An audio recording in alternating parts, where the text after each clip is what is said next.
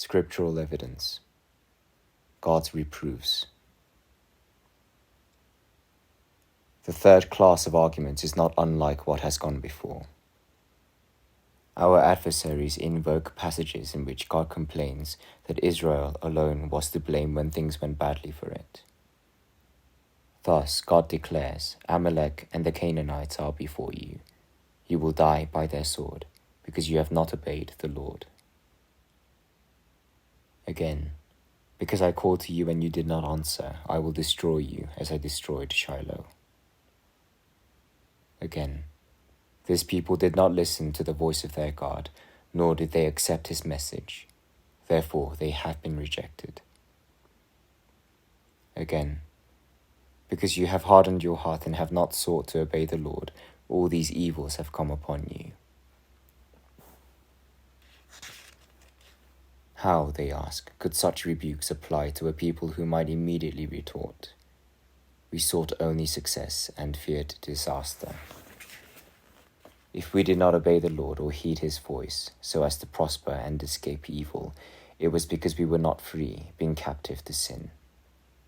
It is thus wrong of God to reproach us for the ills we suffer, since it was not in our power to avoid them. By way of answer, and leaving aside the pretext of necessity, which is trifling and of no importance, I ask whether they can excuse themselves by claiming that they have done no wrong. If they are guilty of having sinned, God is right to claim that it was for their waywardness alone that he ceased to make them prosper. Let them now say whether they deny that the people's obstinacy arose from their own perverse will.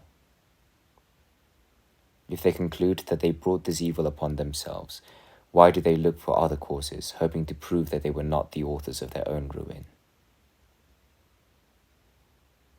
If, then, it is true that sinners, through their own failings, forfeit God's blessings, and are punished by his hand, they deserve these rebukes, so that if they persist in evil, they should learn to blame their own wickedness for their plight, rather than rail at God for his severity. If they are not completely hardened and are still able to be taught, let them loathe and detest the sins which bring such misery upon them, and let them thus return to the right path, acknowledging as true the faults which God reproves in them. That such reproaches have served believers well is clear from Daniel's prayer.